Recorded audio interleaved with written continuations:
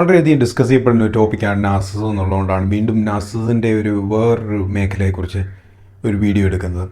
കഴിഞ്ഞ വീഡിയോയിൽ നാർസിസത്തിൻ്റെ ഒരു പ്രധാനമായിട്ടുള്ള പ്രൈമറി ആയിട്ടുള്ള കോസ് എന്തായിരിക്കാം അതിൻ്റെ വേറൊരു അണ്ടർസ്റ്റാൻഡിങ് തരാൻ ശ്രമിക്കാനായിരുന്നു കഴിഞ്ഞ വീഡിയോയിൽ ശ്രമിച്ചത്. എന്നാൽ ഈ വീഡിയോയിൽ അതിൻ്റെ ഇംപ്ലിക്കേഷൻസ് എന്താണ്, അത് മനുഷ്യരുമായിട്ടുള്ള ബന്ധങ്ങളിൽ എങ്ങനെ അത് പ്രത്യാഘാതങ്ങൾ ഉണ്ടാക്കുന്നു എന്നതിനെക്കുറിച്ചാണ്.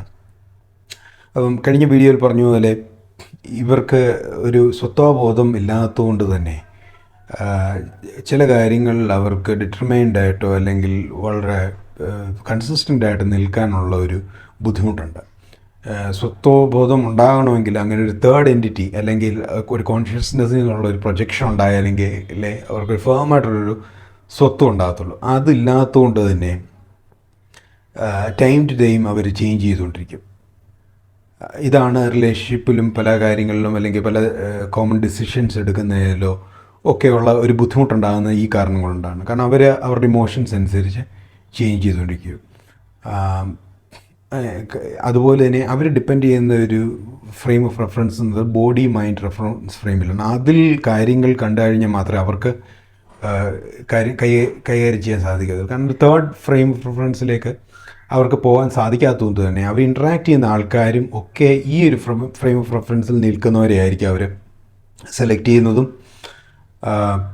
ഇൻട്രാക്ഷൻസ് ഉണ്ടാകുന്നതും. അതുപോലെ തന്നെ അവരുടെ ഓരോ പ്രവൃത്തിയിലും ഈ ഒരു ഫ്രെയിം ഓഫ് റെഫറൻസിൽ നിൽക്കാനുള്ളൊരു ശ്രമമാണ്, അപൂർവമായിട്ടൊരു ശ്രമമാണ് അവർ നടത്തിക്കൊണ്ടിരിക്കുന്നത്.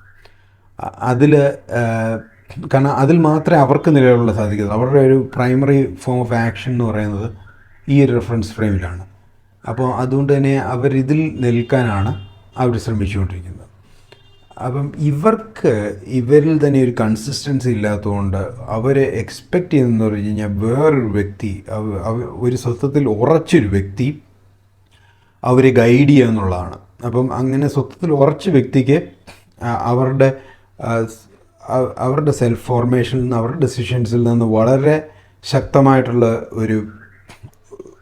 ഒരു ഇൻസ്ട്രക്ഷൻസ് ഇവർക്ക് കൊടുക്കാൻ സാധിക്കുകയും അതിൻ്റെ ഒരു ചാർജിങ്, അതിൻ്റെ ഒരു എനർജിയിൽ നിന്ന് ഇവർക്ക് കാര്യങ്ങൾ ഗൈഡഡായിട്ട് മുമ്പോട്ട് പോകാൻ ശ്രമിക്കാനാണ്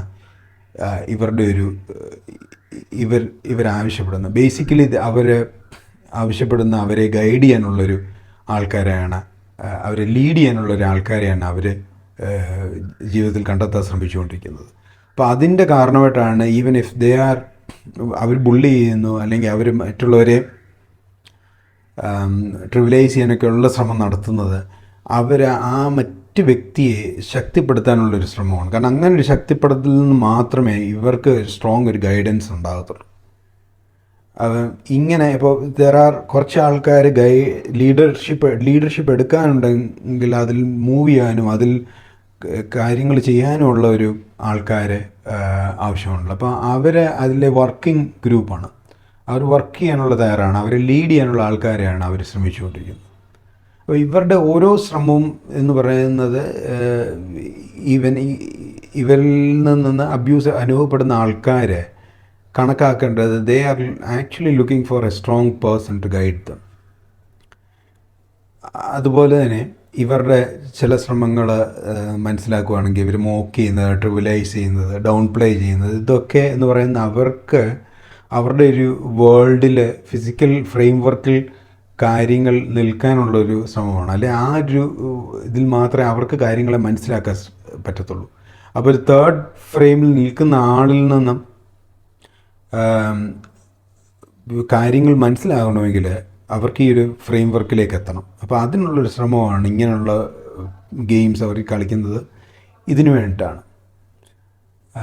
അതുകൊണ്ട് തന്നെ എപ്പോഴെങ്കിലും ഇഫ് ദേ ആർ ഒബ്സർവ്ഡ്, അവരെ ഒരു തേർഡ് ഫ്രെയിം ഓഫ് റെഫറൻസിൽ നിന്ന് ഒബ്സർവ് ചെയ്യുന്നൊരു ഇതുണ്ടാകുമ്പോൾ and they feel that they are being observed or as if they are being accused or as if they are being observed from a level of accusation, അങ്ങനൊരു അവസ്ഥയിലാണ് അവർക്ക് ആ റിലേഷൻഷിപ്പിൽ നിലനിൽക്കാൻ പറ്റാത്തൊരു സാഹചര്യം ഉണ്ടാകുന്നതും അവർ വിട്ടുപോകുന്നതും.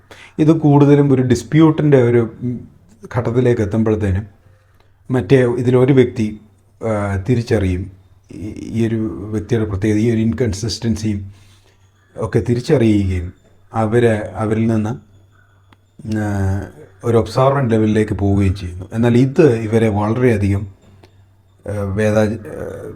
ഇന്നാക്സസിബിൾ, അൺഅപ്രോച്ചബിൾ ആയിട്ടുള്ളൊരു മേഖലയിലേക്ക് എത്തിക്കുകയും ഇത് അവരിൽ ഒരു വലിയ സങ്കോചം ഉണ്ടാക്കുകയും റിലേഷൻഷിപ്പ് ഫെയിലിയറിലേക്ക് പോവുകയും ചെയ്യും. അപ്പോൾ ഇവരെ സംബന്ധിച്ചുള്ള ഒരു സ്ട്രോങ് ആയിട്ടുള്ള വ്യക്തിയിൽ നിന്നുള്ള ഒരു ഗൈഡൻസ് ആണ് ഇവർക്ക് ആവശ്യമായിട്ടുള്ളത്. അപ്പം അവർക്ക് conscious person that person is able to lead them, is able to with strength tell them things what to be done. അങ്ങനെ ഒരു വ്യക്തിയാണ് അവർ ഉൾക്കൊള്ളാൻ ശ്രമിക്കുന്നത്, അല്ലെങ്കിൽ അവർ ആവശ്യപ്പെടുന്നത്. അപ്പോൾ ഇതിനായിട്ടുള്ള ഒരു ശ്രമമായിട്ട് ഇവരുടെ പല ഗെയിംസിനെ ഒരാളെ സ്ട്രെങ്തൻ ചെയ്യാനുള്ളൊരു ശ്രമമായിട്ടും വേണമെങ്കിൽ കാണാൻ സാധിക്കുന്നത്. അതുപോലെ തന്നെ ഇവരുടെ ഒരു മെയിൻ അവർക്ക് ഫിസിക്കൽ ഫ്രെയിം ഓഫ് റെഫറൻസിലാണ് കാര്യങ്ങളെ അവർ ഉൾക്കൊള്ളുന്നത്, കാണുന്നു. അതുകൊണ്ട് തന്നെയാണ് ഫിസിക്കലായിട്ടുള്ള വെൽത്ത്, അതുപോലെ ഫിസിക്കലായിട്ടുള്ള അക്കംപ്ലിഷ്മെൻറ്റ്സ് ഇങ്ങനെയുള്ളതിന് ഇവർ വളരെ വാല്യൂ ചെയ്യുന്നതും അതുകൊണ്ടാണ്. കാരണം that is only point they can access. അപ്പോൾ ഇങ്ങനെ ഒരു ആക്സസ് വരുത്താൻ വേണ്ടിയുള്ള ശ്രമങ്ങളായിട്ടാണ് ഇവരുടെ പല ഡിഫൻസ് മെക്കാനിസംസിനെയും കാണാൻ ശ്രമിക്കുന്നത്. അതായത് ഡൗൺ പ്ലേ ചെയ്യുന്നത്, മോക്ക് ചെയ്യുന്നത്, ട്രിവിലൈസ് ചെയ്യുന്നത്, ഇങ്ങനെയൊക്കെയുള്ള കാര്യങ്ങൾ അവരെടുത്തു വെക്കുന്നത് അവരുടെ ഒരു റെഫറൻസ് ഓഫ് ഫ്രെയിമിലേക്ക് കാര്യങ്ങളെ എത്തിക്കാനും മൂവ് ചെയ്യാനും വേണ്ടിയിട്ടാണ്. പലപ്പോഴും ഈ റിലേഷൻ ഫെയിലിയറിലേക്ക് നീങ്ങുന്നത് ഇവർ അക്യൂസ്ഡ് ആണെന്നുള്ള രീതിയിൽ ഇവരുടെ ഒരു ചലഞ്ചിങ് ആയിട്ടുള്ള ഒരു മേഖലയിലേക്ക് ഇവരെ നോക്കുകയും ഇവരെ ഒബ്സർവ് ചെയ്യുമെന്നുള്ള ഒരു പോയിന്റിലേക്ക് എത്തുമ്പോഴാണ് അവർക്ക് ആ ഒരു റിലേഷൻഷിപ്പിൻ്റെ ഒരു ഫെയിലിയറായിട്ട് അവർക്ക് മനസ്സിലാകുന്നത്, ഫെയിലിയറിലേക്ക് നീങ്ങുന്നത്. അതായത് പലപ്പോഴും അതൊരു ഡിസ്പ്യൂട്ട് കണ്ടീഷനിലേക്ക് എത്തുമ്പോഴത്തേനും അവർക്ക് ഒരു ഒബ്സർവൻ്റ് ലെവലിലേക്ക് ഒരു വ്യക്തി നീങ്ങുകയും അവർക്കത് അൺആക്സസിബിൾ ആയിട്ടുള്ള ഒരു പോയിന്റിലേക്ക് എത്തുകയും ചെയ്യുമ്പോഴാണ് പലപ്പോഴും റിലേഷൻഷിപ്പ് ഫെയിലിയറിലേക്ക് ഇത് പോകുന്നത്.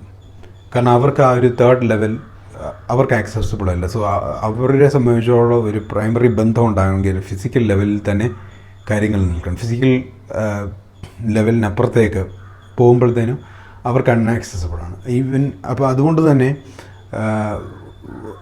മേളിൽ നിൽക്കുന്ന വ്യക്തി, അതിനകത്ത് മോർ കോൺഷ്യസ് ആയിട്ട് വ്യക്തിക്ക് ഒരേ സമയം കോൺഷ്യസ് എന്നാൽ ഒരേ സമയം ഫിസിക്കൽ ലെവലിൽ സ്ട്രെങ്ത് കാണിക്കുകയും ചെയ്യും. ആ ഒരു റിലേഷൻഷിപ്പിൻ്റെ കണ്ടിന്യൂറ്റിയിലേക്ക്, ആ റിലേഷൻഷിപ്പ് ഇവരുമായിട്ട് മുമ്പോട്ട് കൊണ്ടുപോവുകയും ചെയ്യുന്നത് സാധിക്കുന്നത്. അപ്പം ഇതൊക്കെ വളരെ ചില റിലേഷൻഷിപ്പ് പാരാമീറ്റേഴ്സ് മനുഷ്യരുടെ സ്വത്വത്തിൻ്റെ ഒരു കോൺഷ്യസ് ലെവൽ അനുസരിച്ച് മാറുമെങ്കിൽ പോലും ജനറലി ഇതാണ് അവർക്ക് ആ ഒരു ഫിസിക്കൽ ലെവലിൽ ഉണ്ടാകുന്ന ഒരു സ്ട്രെങ്ത്, അതിലുണ്ടാകുന്നൊരു മോട്ടിവേറ്റിംഗ് ഫാക്ടറുമാണ് അവരെ സംബന്ധിച്ചിടത്തോളം ഒരു കണ്ടിന്യൂറ്റി, ഒരു റിലേഷൻഷിപ്പ് കണ്ടിന്യൂറ്റി, ഒരു റിലേഷൻഷിപ്പ് ഉണ്ടാകുന്ന ട്രാൻസാക്ട് ചെയ്യാനുള്ള ഒരു അവസ്ഥ ഒക്കെ സൃഷ്ടിക്കുന്നത്. Thank you very much.